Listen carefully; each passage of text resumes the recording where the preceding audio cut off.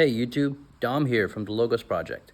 It's been a while since I've made a video because I've been teaching 5th and 6th grade at my local Catholic school. Now I've also been teaching recently 7th grade, so I've been super busy. But I figured this might be a good opportunity to show you guys my classroom. So, first of all, here is the door. Right now we're going over the New Testament because we finished the entirety, believe it or not, of the Old Testament in class. And while also learning about special vocab that the diocese requires me to learn about, and concepts and liturgical events and things like that throughout the year. But here we have my two favorite Caravaggio paintings, something they can see every single day. They're in the front of the classroom, right next to the smart board, right here. More Bible Project posters. Bible Project, by the way, is an awesome channel on YouTube. Check them out. I have my St. Benedict here. Here are some vocab charts I created for the 7th graders. And here's all my supplies, carpet markers. I'll show you guys that in just a bit. I got my guitar here and my weird stuff container. In here we got a bunch of stuff. We got some bubbles, bubble gun, a ping pong paddle, a wig, don't ask. Anyway, a lot more stuff underneath, but that's for the students, not for you guys. I love this section here because when they're done with a test or homework, they put it right here in the drop-off box. Then they got the first pickup box. If, like, for example, everyone else is testing and they're done early, they can pick up a word search or something. Here we have the second pickup box for the hard chargers. And here, Grimald Place, from London Borough of Islington. I'm sure those Harry Potter nerds know what that is. Here we have some sticky notes that they can grab if they want to ask me a question and we don't have time to talk about it in the moment. Here, this is a non-consecrated chalice. Of course, even though it's never held the precious blood and hasn't been consecrated, it's still handled with respect. We have a purificator, some cruets, and I'm working on buying some more liturgical elements for the classroom because that's part of our vocab from the diocese.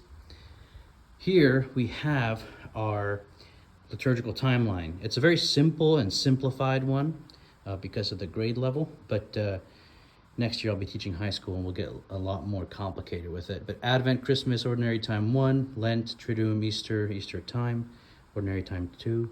And here we have the American flag, our crucifix, and thank God for this clock right here. And a little plant up there. And here we have a little drawing. And this candle is not real, don't worry. It is electric. And here we have sign out sheet for the bathroom and a phone bag, the lost and found box. Here I have 2 drawers. I can put a bunch of stuff in there. Got some construction paper for the kids when they want to work on projects. This right here is the numbered slots for their bags, and it matches with the slots of their seats. And I'll show you guys more about that later. Here I'm missing a desk. I need to get a new one. Here we have a magnet School of Athens, where they have to find out who a particular character on the painting is and a fact about them. And if they do, they get an extra credit point. So here, Diogenes here. Spoiler alert, this one belongs right here. This guy, Diogenes. Anyway, so they find out who it is and they bring in a fact on a sticky note and they get an extra credit point. This is my comic book shelf. We have a bunch of classics in comic book form. This one here is Julius Caesar, the Shakespeare play. And there's just a whole bunch of them. And here we have more classics, some Shakespeare. Some of them are more high school oriented, but these are much more middle school. These are really cool right here. Some like Adventures of Tom Sawyer, the Aeneid, the Iliad, Frankenstein, Treasure Island, bunch of awesome stuff. These are really cool. The Action Bible, this is the Epic Bible, Bible Force. The Hobbit in comic book form. It's a really good book. Strongly recommend. Dante's Inferno. I love these right here. These were rare. I had a hard time finding them. Theseus, Oedipus, and Orpheus. This is the only 2 English copies, versions of this French series I really like, but in comic book form. It's originally a book. Here we have some Lego comics about Mass and the sacraments, stuff like that. Here's a bunch of high school stuff that I'm going to be using in high school. We have the 3 Lord of the Rings movies there, the extended cuts, and a bunch of books that I want to use and DVDs in high school, but I'm not teaching high school yet. Here's my very own Ollivander's wand. And this here is much nicer. If I could give you a view from the top, is Notre Dame Cathedral in Lego. It took me forever to build, but it is stunning. Yeah, and you saw it right here, Gandalf's staff. There's more to that, but you'd have to be in my classroom to understand why it's hanging up on the wall. And of course, Joseph Cardinal Ratzinger is always watching over us, making sure that what we're teaching is orthodox. Here we have some more New Testament posters, a map, paper, lined paper, regular paper.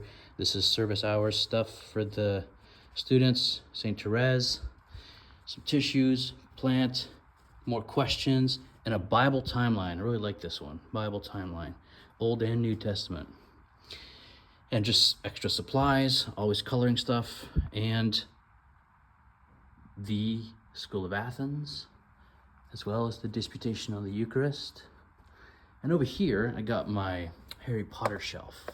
I really like this one. I have all the new editions, the illustrated editions of the Harry Potter books. The Half-Blood Prince is coming out in October. I already pre-ordered that one. And these ones by, what's it called? Not Scholastic. It's a specific illustrator. There's pop-up pages in there. It's really awesome. So that's the Harry Potter shelf, and some of it's not actually Harry Potter. And up here we got Sauron, Lego Sauron, with a plant and a candle.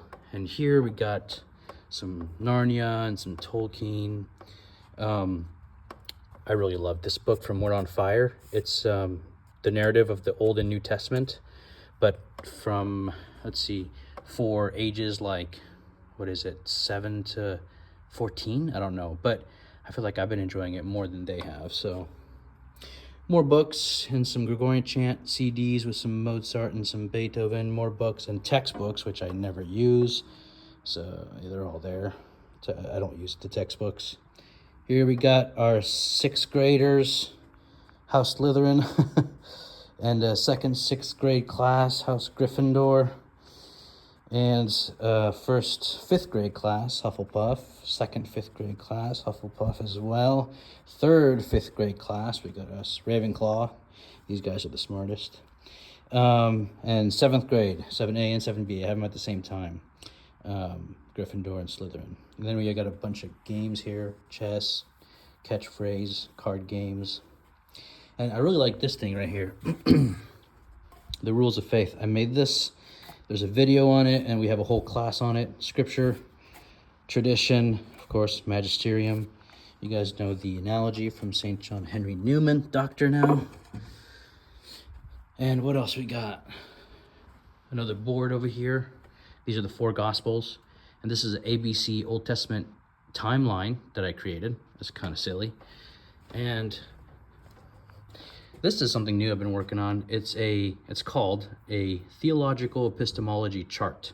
Sounds complicated, but it's actually super simple, and I break it down for them and we apply it. If you want to know how it works, you're gonna have to go back in time and take my class. And here we got Rembrandt. This one was stolen, or it disappeared decades ago.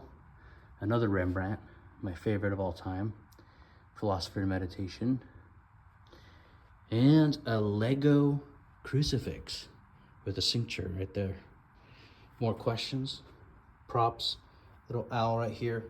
This is the answer box because it is the twin of the question box. This is where they take their sticky notes right here, write a question, put it in here, I answer it, put it in there, and they can pick it back up. And poor Julius Caesar here is being put to use as my pen holder. And you got an owl here. I'm not sure if it's Hedwig, but I just like to think it is. And yes, a student insisted that I ask the 3D print teacher to make a 3D print version of me. And I begrudgingly obliged because these kids are in charge. I'm not. Subbinder. If I'm gone, this is what the adult in the room who has to suffer through class has to follow. I say suffer, but I love it. Here's the date. What I love about this is that you can change the date. You don't have to waste an expo marker every day. Here, 6th grade. Here's a bunch of Saint magnets around 6th grade. And then over here we got 7th grade. And here we got 5th grade. But that's the walls. Here we got the carpet. I love this carpet in the front. It's honestly just pure decoration. I just love it. And it's a wide space here, and I like to decorate things to make them feel welcoming.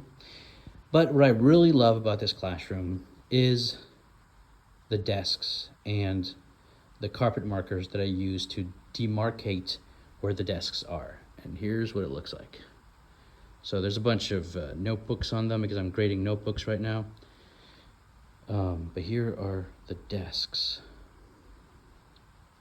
And all the numbers match with the bag slots over here. Let's see if I can widen there we go. I just love how it feels so much more orderly with those carpet markers, and they have a very real effect on the atmosphere of the classroom and also the physical arrangement of everything, including people. That's very effective. At least that's my experience. But yeah, so this is my classroom. Here's my teaching desk. I have my degrees up here to show off, and the kids have no idea what they mean. And here's like a little intro to me wall, right? Like that. If they know about me, then I can ask them about them. And here is this chime here with the name of every student in my homeroom and my name on there. I bought it for an auction. And yeah, that's about it. Anyway, that's what I've been up to. Thanks for tuning in. Don't unsubscribe. This summer I'll be making some more videos on philosophy and theology. And thanks for tuning in. We'll see you guys next time. God bless.